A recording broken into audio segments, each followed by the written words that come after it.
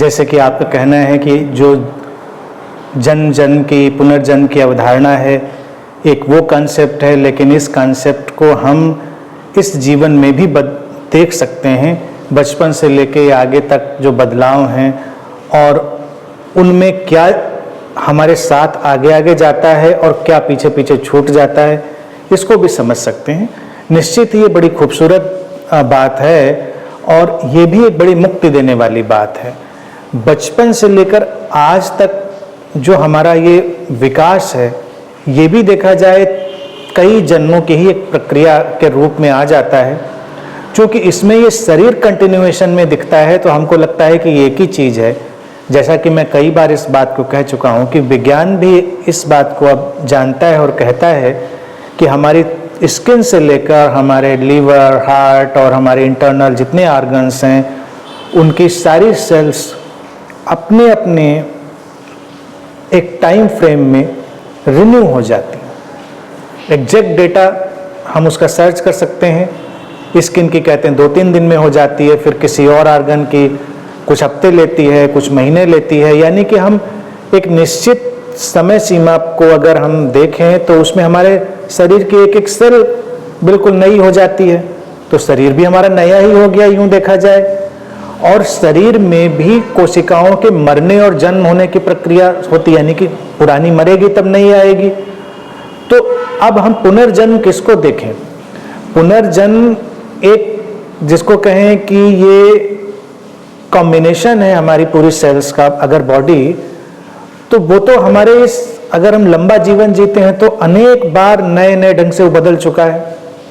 और फिर अगर गर्भ में ही हम जाके देखें तो वहाँ पर टाइनी एक सेल थी जो फ्यूज हुई 2 सेल में, फिर 2 सेल मल्टीप्लाई होती चली गई।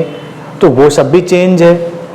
ठीक है, उस चेंज को हम उतना ना देखें, लेकिन जब पूरे फॉर्म में आ गए हैं बचपन से लेकर आगे तक, तो सेलुलर लेवल पर भी बहुत सारी चीजें बदल गई। फिर परिस्थितियां बदलती जा रही, हमारी एजुकेशन, हमारे एनवायरनमेंट, हमारे रिलेशन सब बदलते चले जा रहे हैं। इस चीज को भी अगर इस बदलाव और इस प्रवाह की तरह लोग देखें और उसे आइडेंटिफाई ना करें तो उनके जीवन में बहुत शांति और बहुत लिबरेशन आ सकता है। क्योंकि कई बार लोग अतीत में हुई किसी घटना से, अतीत में हुई किसी दुर्घटना से इतने अटैच हो जाते हैं कि उस स्मृति से ही वो पीड़ित बने रहते हैं। वो मुक्ति नहीं हो पाते उससे, इतना उससे उनको आघात लग जाता है। अच्छा बुरा कुछ भी रहा हो, कुछ लोगों की लाइफ बहुत चेंज वाली होती है। वो शारीरिक परिवर्तन, आर्थिक परिवर्तन, इतने उतार चढ़ाव देख लेते हैं कि पुनर्जन्म जैसा ही लगने लगता है कि अभी 10 साल पहले आप क्या थे, 10 साल बाद आप क्या हैं। सब कुछ जैसे पूरी दुनिया बदल गई। कुछ लोगों के जीवन में थोड़ा स्लो चेंज होता है, कुछ के जीवन में बहुत ड्रेस्टिक चेंज होता है। तो जिनके जीवन में बहुत ज़्यादा चेंज है वो तो बड़े साफ साफ देख सकते हैं कि भाई वो तो कुछ रहा नहीं। लेकिन अगर हम उस पहले के फॉर्म से, पहले की इवेंट से हम बहुत अटैचमेंट पाल लें तो हम हमेशा उससे पीड़ित हो सकते हैं। लेकिन अगर हम थोड़ा डिटैच रहें और हम ये माने कि वो उस टाइम फ्रेम की घटना थी, वो उस बॉडी माइंड की, और उस बॉडी माइंड में जो बुद्धि थी, जो समझ थी, जो अनुभव की क्षमता थी, उससे ही वो घटना घटी। हमने भी जो रिस्पॉन्स किया वो उस समय की बुद्धि, क्षमता और हमारी प्रतिभा पर निर्भर करता था। तो उसमें अटकने की कोई बात नहीं। हम मुक्त जी सकते हैं। तमाम तरह के साइकोलॉजिकल डिसऑर्डर नहीं हो सकते हैं व्यक्ति को। जितने भी डिसऑर्डर हैं वो कहीं ना कहीं पिछली बात को उठाकर आज भी कैरी करते चले जाने की वजह से ही होते हैं। तो ये भी फ्रेम बाय फ्रेम, यानी कि ऐसी मूवी है लाइफ की जिसमें अलग अलग फ्रेम हैं जो एक साथ जुड़े हुए हैं, जो कंटिन्यूटी में दिखते हैं। और फिर इसके ऊपर भी अगर हम देखें कि जो चेतना का प्रवाह जन्म मृत्यु के साथ चलता है, वो सेलुलर डेथ और बर्थ के साथ भी तो वैसे ही चल रहा है।